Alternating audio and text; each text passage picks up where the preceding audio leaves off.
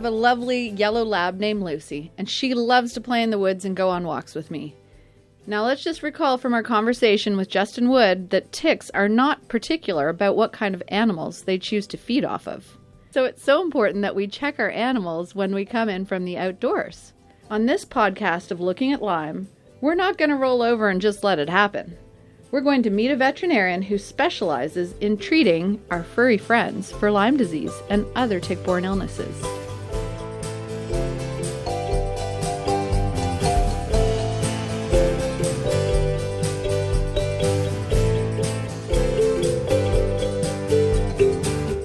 It can be hard for a dog owner to know what's wrong with their pet, since they spend so much time running, rolling, and fetching sticks in the outdoors. Dr. Joe Bloom has been diagnosing and treating companion animals with Lyme disease for years. He even has a mobile clinic. We've reached him in New Jersey. Hello, Dr. Bloom. Thank you so much for taking our call today. Of course. Thanks, Sarah. How are you? I'm wonderful. I'm curious to know what kind of species of ticks are you finding in your neighborhood? Well, look, just let me start with a little bit of a disclaimer. I'm not an epidemiologist. I'm not a parasitologist. I'm not an immunologist. I'm just a general practice veterinarian, and I take care of companion animals, mostly dogs and cats. But I happen to practice in an area that's extremely endemic for Lyme disease. So what species of ticks? I mean, we see all different kinds of species of ticks. We see, Ixodes scapularis, which is the main Lyme tick. We see all kinds of other ticks, amblyoma, dermacenter ticks, rhipicephalus ticks, all different ticks. But as far as Lyme goes, I have the sense that the main vector for Lyme is the ixodid tick, which is in particular the Ixodes scapularis tick, which is often called the deer tick or the black-legged tick. And, we see it all the time. Absolutely all the time. So much so, I know, one of the questions that you suggested might be presented today is how prevalent are ticks on dogs in the eastern U.S. And I'm not aware of a study that tells us how prevalent ticks themselves are. I can tell you that because we have so much Lyme disease in dogs and have had for so many years, that we check regularly once a year at every annual physical with a point-of-service immediate test for all of the tick-borne diseases as well as heartworm disease, which is a mosquito disease. So we check dogs as a matter of course at every well visit, and we also check them anytime they present with any kind of fever or any kind of potential clinical signs. And we come up with positive tests for Lyme every week in dogs around here. Absolutely every week. I was curious to know, if you don't find the tick on your dog, what kind of symptoms would an owner want to be looking out for in their pet, in their dog or their cat? Of course, we often don't find the tick itself, and the tick really, according to the CDC and everything I've learned, has to be attached to your dog for at least 36 to 48 hours to make your dog sick. And so oftentimes we're presented with a dog that's showing clinical signs of Lyme and we don't find a tick at all. The typical clinical signs that we always used to call it shifting leg lameness, meaning, a polyarthropathy, joint pain that can move from one joint to the other over the course of a day or a week, and sometimes generalized joint pain. So typically they'll be, slow to rise out of their bed in the morning. They may actually have some tremors and, very lethargic, not anxious to move around. They usually, if it's a bad case and they're very clinical, they'll have a fever. They won't want to eat. And one of the first things we do is a snap test, we call them. And if that's positive, then, we follow on with further testing. But, we can always assume if there's a positive test and we see a fever, that probably Lyme is the culprit because it happens so commonly. And is that snap test, is that the same as the C6 test? No, there are a couple of different so-called, I call them immediate tests. It takes about 8 or 10 minutes to get the results. One of them is called a 4DX test, and the other is called a Flex 4 test, and I think there are probably more than just those two that we use in our clinic to get an immediate result. And they're really just yes or no tests. They tell us whether or not the dog has had an exposure to Lyme, but they also test for other tick-borne diseases that dogs can be afflicted with, including anaplasmosis and ehrlichiosis. And so they also check for heartworm, as I mentioned. So we'll do that test first. And, there is a C6 antibody test, which is a quantitative antibody test, and I've used that very often. And the sequence would kind of go like this. If we get a dog that's having clinical signs of Lyme, fever and joint pain and, is obviously sick, and we get a positive Lyme result on a 4DX or a Flex 4 test, then we'd often run a C6 antibody titer. And, if that's over a certain cutoff, the recommendation by the company that created that test is that we treat the dog. And they also recommend that 6 months after, we do another titer, another C6 antibody test, a so-called convalescent titer. And if the quantity of Lyme that's indicated in the bloodstream has not decreased by 50% or more, it's recommended to treat them a second time. It's sort of controversial whether or not the information contained in the quantitative antibody test is really that clinically useful. It really was created by one company, and it's one internal medicine specialist who created that test. We're not certain, whether or not it's really necessary to do that. But certainly, even in dogs that have just a positive SNAP test and no clinical signs whatsoever, no obvious history of a tick bite from their owners, we'll go right ahead and check them for protein in their urine anyway, because some dogs can have, oftentimes, I'd say probably more often than not, dogs are positive on one of the immediate tests, the 4DX or the Flex 4, which indicates they've absolutely been exposed to a Lyme tick, and they don't get sick. So they're carrying, Lyme antibodies, and they don't get sick at all. But that can smolder, and although it hasn't been proven definitively, a lot of suspicion among veterinarians is that there can be kidney problems down the road, specifically what we call Lyme nephropathy. And I think the Cornell Vet School has been working on this for years to prove that it can happen, but no one's really proved it yet. Still, we do know that, sometimes dogs that have had chronic exposures to Lyme never really got a fever, never really got arthritis, and then down the road they have a lot of protein in their urine and they start to have kidney problems, nephropathies. So every positive test in my clinic gets a urine analysis, and if there's protein in the urine, I quantify whether the protein is significant, doing a protein creatinine ratio, and if they have significant protein in their urine, I start to treat them for kidney issues. That is so curious that some of those animals don't get sick. I think we have a lot to learn from that research going forward. Yeah. Some of them really don't get sick. Oftentimes they don't get sick. And in the old days, we would have said, well, just keep an eye on them, and if you start to see clinical signs, we'll treat them. Unless an owner is keen to have, to have the antibiotics on board just as a precaution, which we would obviously honor that request. If an owner just wants to treat the dog, we can always just treat the dog. But, these days we are a little more aggressive in checking urine analysis and making sure there's not any Lyme nephropathy going on. So, yeah, I know it's not necessarily something that would come up in the questions you would ask, but you're probably aware, you may not be, that there used to be a human Lyme vaccine years ago. Yes, I am aware of that. Yeah, I had that vaccine in 1998, I think it was. It's no longer available. It hasn't been available in so many years. That's kind of upsetting to me, frankly. But they do have a vaccine for dogs, don't they? Yeah, there are a couple of them, and and I used to use them very, very often. I used them in pretty much every dog for many years. I use them a little less now, just because the new generation of flea and tick prevention products, which are oral chewable products, are extremely effective, and owners like them much more than the older flea and tick prevention products, the oily topical ones that you put on their fur.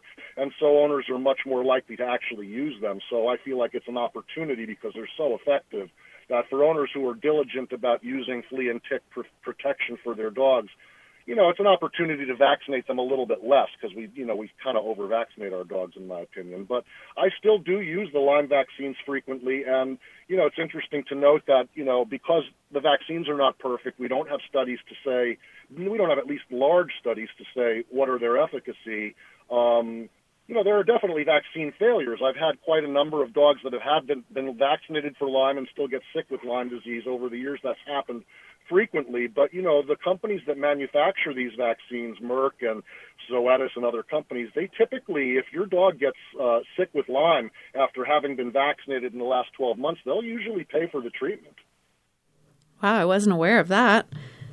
Yeah, Merck will pay for the treatment. Zoetis will usually pay for the treatment if you can prove that your dog was vaccinated within the last year and that is positive and clinical for Lyme. Yeah, they'll take care of all the vet bills. What would somebody do if they found an embedded tick on their companion animal? Can they test the tick?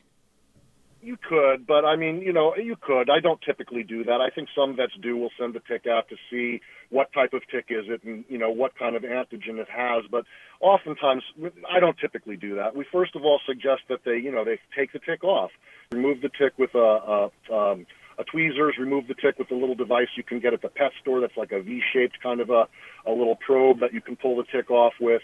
And, remember that the dog has to have had the tick on them for roughly 36 to 48 hours in order for it to transmit disease. So usually what we would do is wait a few weeks for the dog to seroconvert and then test it and see if it's positive. So I have a lovely 9-year-old yellow lab, Lucy, and she's very well trained to have a tick check done on her every time we come back from playing in the outdoors. I'm curious if you might have advice to pet owners about how to check their animals for ticks and where they might find them more frequently. Yeah, you usually find them. It's going to be hard with certain breeds and with certain hair coats. It's going to be almost impossible, especially with dark-colored coats and maybe pigmented skin and long coats.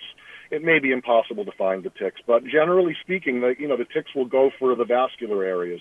So around the neck and the head and the ears is where the blood vessels are close to the surface, and these ticks are looking for a blood meal, and they can smell the blood vessels, and they'll typically go around the head and the ears mostly, but they can be anywhere, and, you're probably not going to find them until they've been engorged on some coats that might be thick or dark and hard to find. There's really no substitute in my book for, using one of the modern new generation of flea and tick prevention products. And, but even so, you have to remember that not all, but typically most of the flea and tick prevention products that are available for dogs, they don't actually prevent the tick from going onto your dog. They will kill the tick after it bites your dog, and usually they will kill the tick within 12 hours, and the tick will fall off and die before it's had enough time to transmit disease. But it certainly will not, at least according to the way these products are labeled, it won't prevent the tick, it won't repel the tick, and won't prevent the tick from climbing onto your dog. So if you're really concerned about bringing a tick into your home or having a tick crawl on your dog at all, you might want to consider using a different type of product. Like I think there's something, it's called a Seresto collar, which is sort of an old-fashioned tick collar, but it's much more effective than the ones we used to have, and it is actually designed to repel the ticks and cause them to not actually get onto your dog to begin with. Yeah, you bring up a good point there that even though the ticks might not, be embedded on the pet, they can still come into our home. And of course, we love to cuddle our pets, so we need to just be aware that we could have ticks on our bodies if we're getting cuddly with our pets. Absolutely, and the ticks will often climb up. My dog is on regular flea and tick prevention, and although the company that manufactured the tick medicine that I use would tell you no, it's not going to repel the ticks from climbing onto your dog. Anecdotally, what I've noticed is that she really doesn't get many tick bites at all. I take her in the woods frequently. She often has ticks crawling all over her, and they, generally speaking, don't seem to bite. So I have the sense that maybe, although they wouldn't tell you this, these newer flea and tick prevention medicines, which are the oral chewable kind, actually do have some kind of ability to repel the ticks. But, you really have to check them. And the best way to do it is probably to give them a bath, I guess. And what are the long-term effects on dogs if Lyme disease is not detected early on? Can it become a chronic illness?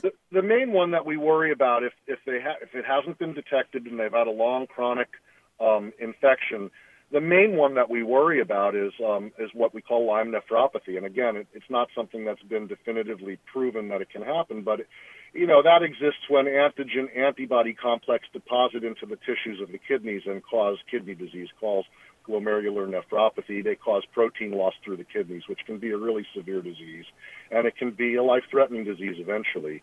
There's also some evidence, I think, that long-term exposure to Lyme without treatment could cause arthropathy, could cause arthritis, generalized arthritis. But mostly we worry about kidney disease. Yeah. So you've seen a lot more cases of Lyme disease in your area in eastern U.S. I'm in British Columbia in western Canada, and we're seeing a lot more cases of Lyme disease across Canada. I'm just curious if you would have any advice for veterinarians in Canada. Well, yeah, I mean, I think that maybe one of the reasons we see so many cases is because we test so much. And, funny, there might be a parallel to something else going on at the moment. But we test regularly. Every dog gets a test at least once a year. Every dog with a fever and any kind of joint pain gets a test.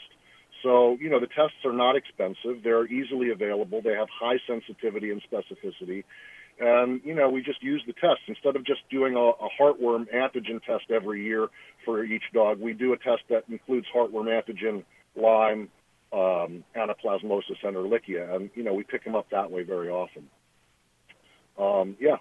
And also encourage, I think one key factor to remember is that, ticks are wide awake and looking for a blood meal anytime the temperature, the ambient temperature is above 40 degrees. So, people say, well, in February it's very cold, I don't use tick prevention medicine. But I know where I am, we have very cold winters and we still sometimes get a 40 or 50 degree day in February. And dogs can certainly get a tick bite on a day like that for sure, even if there's snow on the ground. So, it's not really that much of a seasonal thing either. It's something that can happen any time. So, regular flea and tick prevention, something like, I'm not touting any particular product, but Bravecto or Simparica or NexGard, every company has their version of these oral flea and tick prevention medicines, which will kill the ticks within 12 hours, and they're very well tolerated, despite, some of the things that you may read. They're very well tolerated. They're at least as safe as any of the previous generations of flea and tick medicines, and they're very effective. So, just use those and do vaccines, and you'll have it under control much more quickly. I've learned so much from our conversation today, Dr. Bloom. Thank you so much for your time. No, it's my pleasure. Thank you very much. Call me anytime.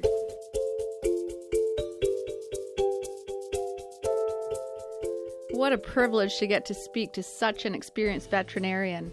I had a few key takeaways from that conversation. One is a reminder that ticks do become active at 40 degrees Fahrenheit, which in Canada we convert to 4 degrees Celsius. I was bitten in February.